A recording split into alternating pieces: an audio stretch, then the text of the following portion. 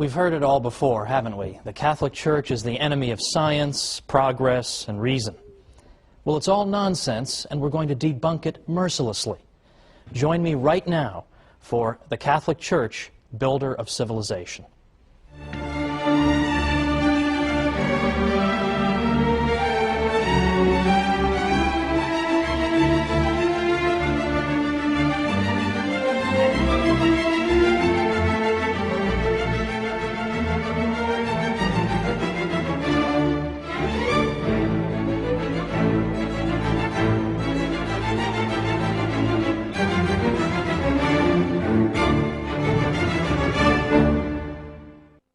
Welcome to the Catholic Church, Builder of Civilization.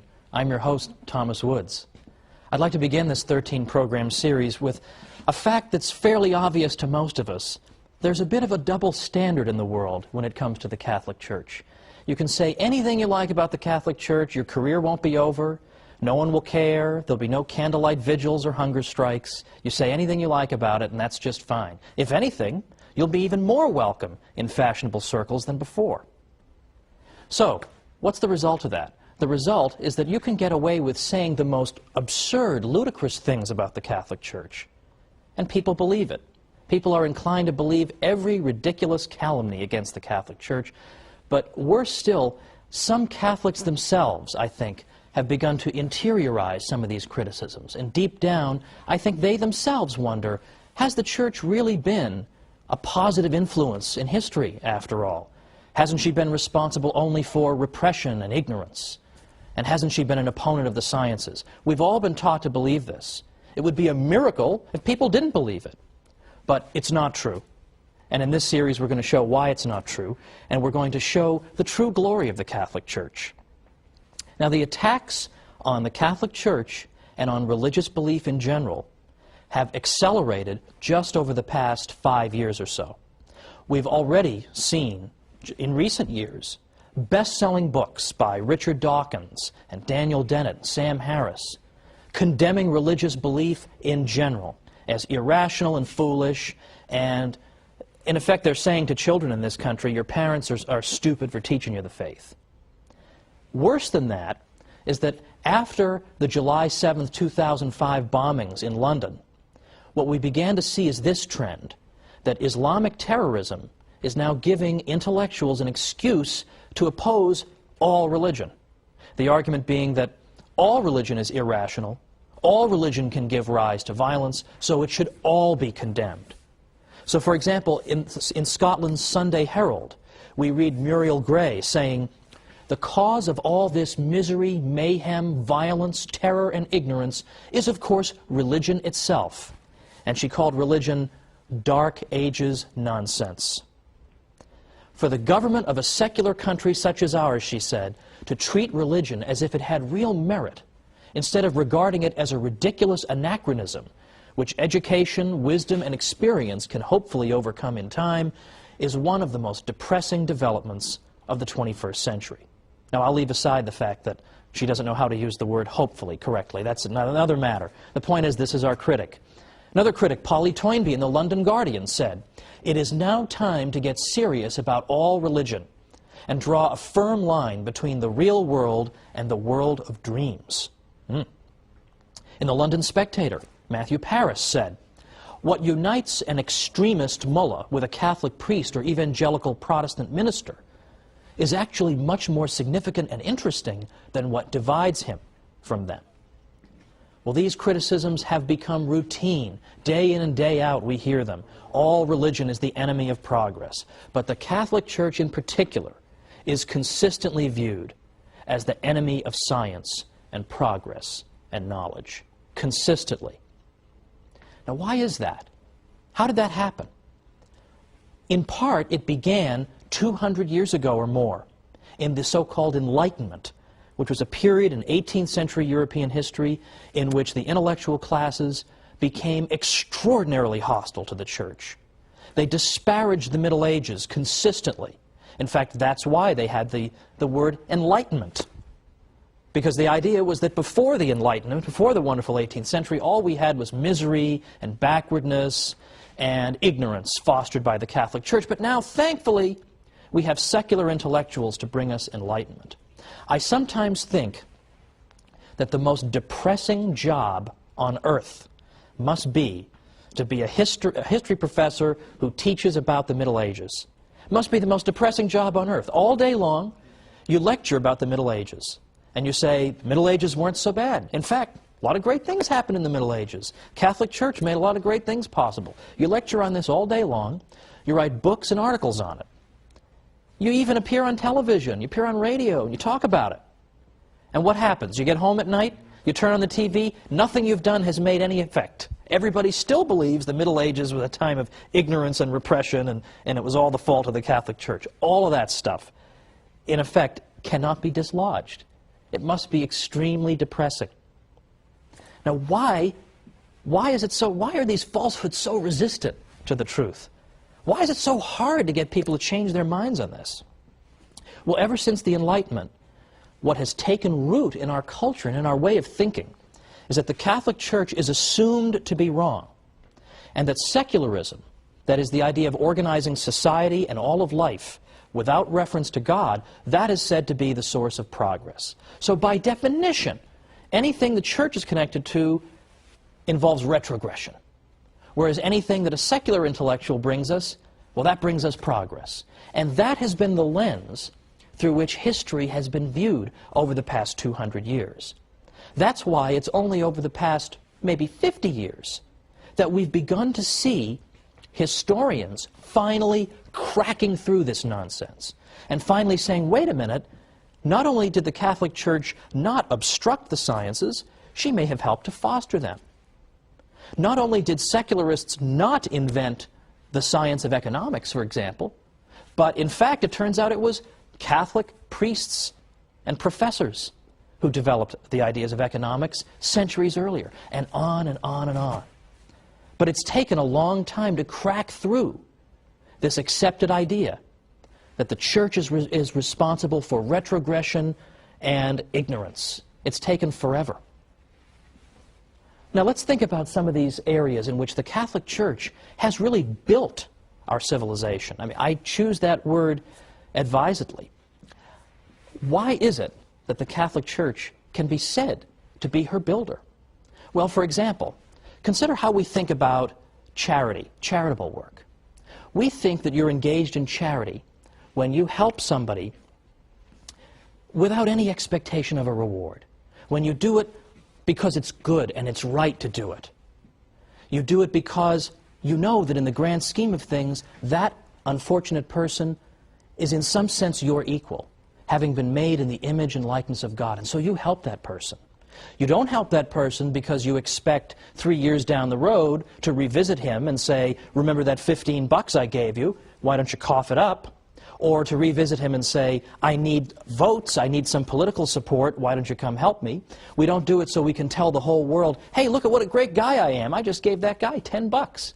We don't do it for those reasons. We do it for the reasons that I gave, purely disinterested motives. Well, where do we get that idea? That idea comes from the Catholic Church. Because in ancient Greece or Rome, if you had said, oh, I'm going to go help somebody with no expectation of any reciprocity, I'm just going to go do it out of the goodness of my heart, they would have thought you were crazy. What are you talking about, man? Much less the idea that I would pray for and even try to help my own enemies. What, are you insane? But yet today, we take this for granted as the ideal, that the good man tries to observe these principles. But again, where do they come from? They come from the Catholic Church. The Catholic Church teaches this about charity. The ancient world didn't. So here's an area in which things that we take for granted, this is the way we think, we take it for granted. Where does that come from? It comes from the Catholic Church. We'll have more to say about that in a future episode. How about the idea of rights, that I have a right to own property, or a right not to be killed, for example? Where does that idea of rights come from? Well, we've always been told that secularists in the Enlightenment, or just before the Enlightenment, came up with this idea in the 17th century. All of a sudden, boom, rights just developed. Well, that's not true either. And once again, modern research is coming to the rescue of Catholicism. I know that sounds odd. You think modern researchers, you want to run the other way. But in fact, honest professors, Catholic and non-Catholic alike, are now saying that the idea of rights goes all the way back to the 12th century and Catholic canon lawyers who gave the idea its birth. And the idea of a right simply means that I have a certain immunity to invasion by you. You can't just arbitrarily kill me or deprive me of my property, things of this nature. That's all a right is, that it would be wrong for you to interfere with me in these areas. And where does this liberating idea come from? From the heart of the Church. Or again, economic science. Did Adam Smith just think of economics in the 18th century? It all just came out of his head. He had this gigantic head, and all of economics just poured out of it. No. In fact, for the past 50 years, what have historians been saying? They've been saying that it was the Catholic scholastics, professors who taught in particularly Spanish universities, and specifically the University of Salamanca, that gave birth to modern economics. They were the founders of economics, not secularists of the Enlightenment. This is now being discovered. On the wall of my office, I have a framed picture of the University of Salamanca. Now, most people would come in and say, "What's the matter with you, man? Why would you, of all universities, pick this one?" It's because I know that this is where economics was given birth. And if you're a geek like me, you're very interested in and you love economics. But then finally, for right now, before our break, what about our commitment to reason? Don't we always pride ourselves in Western civilization on our commitment to the use of reason? That we use human reason to resolve disputes and to settle debates? Well, of course. But where does that come from? Where does that come from? That also comes from the Catholic Church. Why? Because the university system that the Catholic Church fostered encouraged debate, rigorous debate. And human reason was held up as the great arbiter to decide all these matters that are up for debate. Again, isn't that the opposite of what you're told? What we're told is that the Catholic Church is an enemy of reason. To the contrary, there has been no greater champion of reason. But it's not just reason. It's more specific applications of reason. For example, the sciences in particular. The sciences, more than we realize, owe themselves to the Catholic Church. Now, why is that? It's the opposite of what we're told, but believe it or not, historians of the past 50 years have begun to say the Catholic Church is more and more responsible for the sciences. Come on back and we'll talk about this after the break.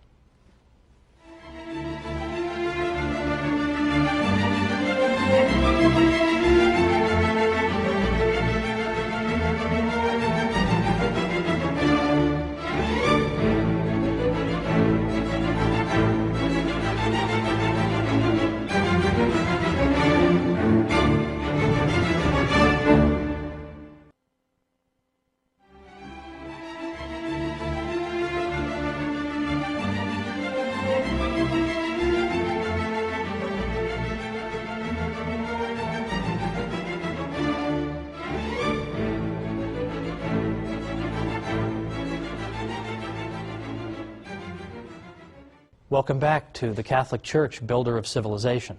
I'm Thomas Woods. Before the break, we were talking about all these areas in which the Catholic contribution to our civilization has been indispensable, but in which it's largely neglected. How many of the facts that we've uncovered even up to now are covered in schools on a regular basis? Do I even have to ask that question? But I teased you a little bit with the idea of the Catholic Church as having helped to give birth to science in Western civilization just before our break here. What did I mean by that?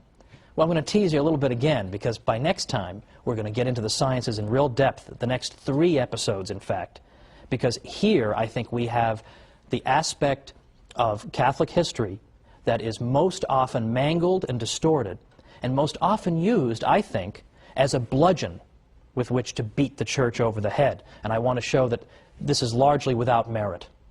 What I at least want to tell you for now is that it really is true that over the past 50 years, scientists who write the history of science have begun rethinking the old arguments against the Church and said, you know what, on second thought, the Church actually did very important things. There's a reason that science took root and then was sustained for so long in Western civilization, whereas it wasn't in others. And this, it turns out, is not in spite of the Catholic Church, but in some ways because of it.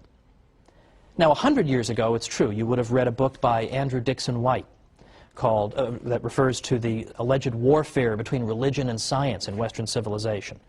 Today, White's book is considered almost laughable among professors. It's so out of date and so ludicrous. Today, you have professors like Edward Grant writing Cambridge University Press books. You've got Thomas Goldstein, A.C. Crombie, David Lindbergh, and many besides. And what they all agree on is that you can't just say the Church was an opponent of the sciences. To the contrary, there were aspects of Catholic thinking that were indispensable for the development of science. And we're going to get into specifically what were those. But right now, I want you to know that this old myth is being overturned by professors. Unfortunately, the findings of these professors have not managed to trickle down to the general public yet. This is what we're going to try to do on our series.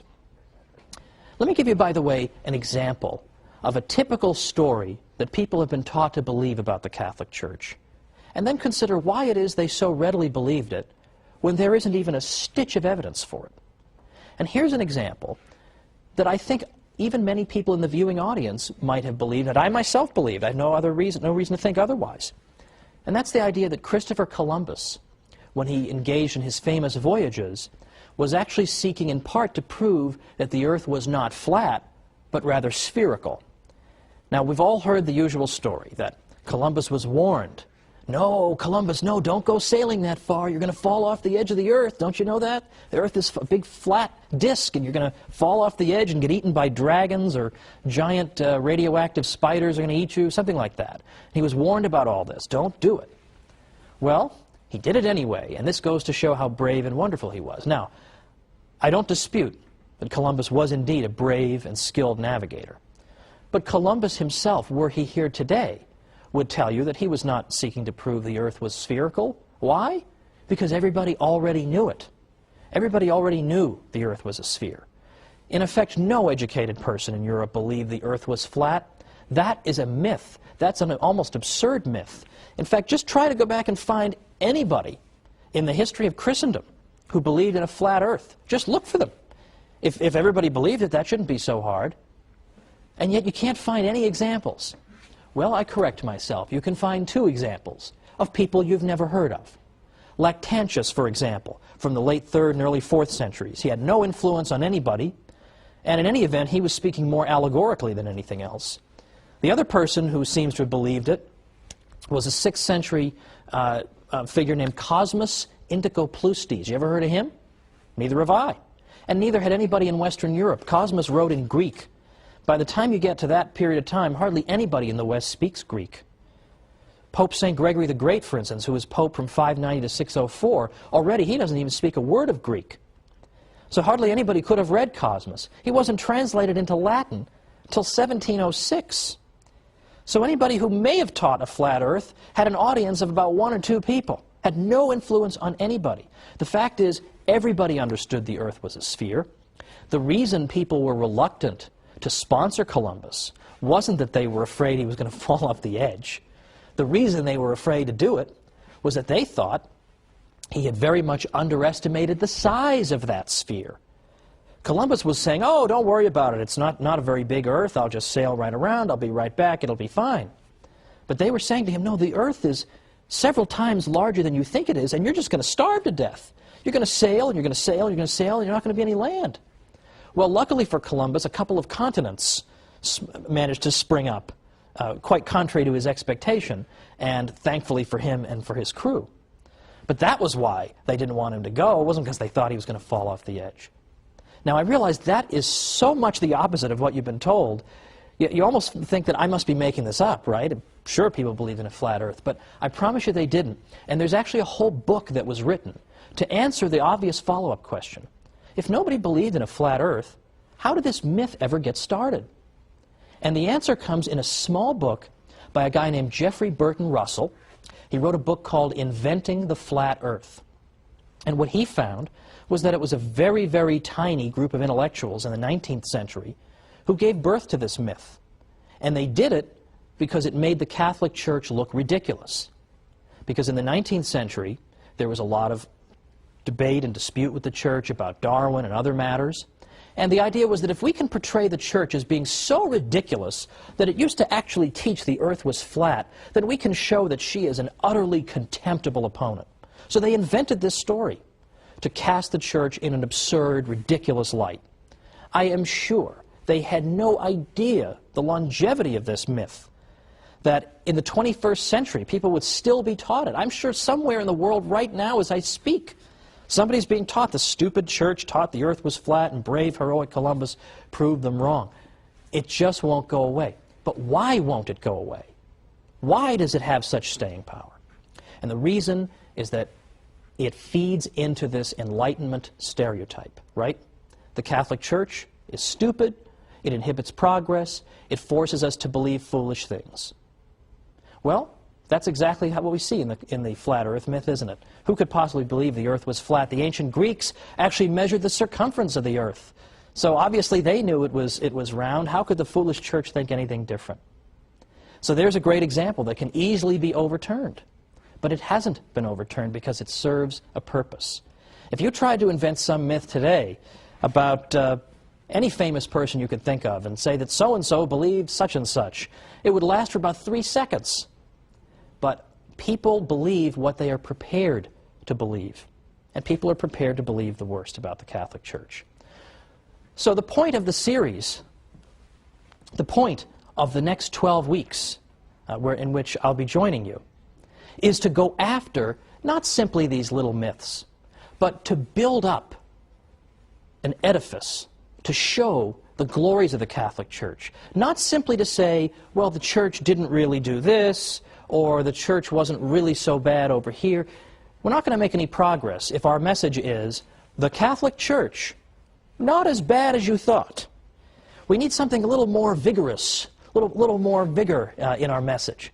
We need instead to say, it's not simply the Catholic Church isn't as bad as you thought, or she didn't really teach the earth was flat. We can't win by always running around putting out fires. Nobody ever built a house by putting out fires. Fires have to be put out, it's true.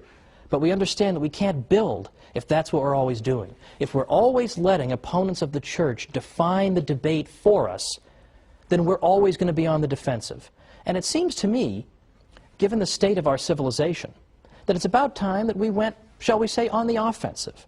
And we showed people all the glories of the church, and we showed them all this hidden history. So we don't have to say, oh, we're not really as bad as you think. We're far more glorious than we ourselves even realize. And we are going to be up against, well, frankly, very, very influential people in this world. I'm sure many of you remember that the European Union's Constitution excludes all mention of the Christian influence on Western civilization. How willfully blind would you have to be, surrounded by cathedrals and religious artwork and the fruits of what the church has given us? How blind would you have to be not to mention that the church had a little something to do with building this civilization? No. Instead, the European Union Constitution begins and ends with the idea that Western civilization, that comes to us from ancient Greece and Rome, and then from the Renaissance and the Enlightenment. And that 1,000-year period in between, well, I don't know what was going on. Apparently nothing much. That's the standard view, and that was the standard view many people had up until, as I say, as recently as 50 or 100 years ago. But today, any medieval historian worth his salt knows this is a whole lot of nonsense and would reject it with a laugh. But yet, the architects of the European Union exclude mention of the church or of Christ from their founding document. It isn't that they're stupid. If it were just a matter of stupidity, that would be easily overcome. We just come back with the facts and that'll be the end of it. It's that they're hostile to the church. I mean, what could be more obvious than that? Look at what the European Union is up to half the time. Do they seem like pious Catholics, most of these people? They have no interest in spreading the truth about the church. And that's why we as Catholics are under a particular obligation. We have to learn what we can about our faith. And we have to go and spread it. And we have to go and tell people the real history of the Catholic Church, because if we don't defend ourselves, nobody's going to do it for us. I actually wrote a book called How the Catholic Church Built Western Civilization, because I thought it was about time that we told our story. And that's what I'm going to spend the next 12 episodes doing, is telling our story. But for next time, we're going to start 3 programs on the subject of the church and science. And you're going to have more ammunition than you're going to know what to do with. by the time we're done with the next 3 episodes. Because did you know, for instance, that the Jesuits, the Society of Jesus, did you know that they were so accomplished in the sciences that right now 35 craters on the moon are named after Jesuit scientists? Did you know that 1 out of 20 of the greatest mathematicians who ever lived belonged to the Society of Jesus? Or that the Jesuits helped to found and then became the greatest practitioners of the study of earthquakes, seismology. And we can go on and on and on. Atomic theory, the study of ancient Egypt, the study of physics, and I can go on and on. There are so many ways in which the Catholic Church contributed to the sciences. So join me next time for the Catholic Church, Builder of Civilization.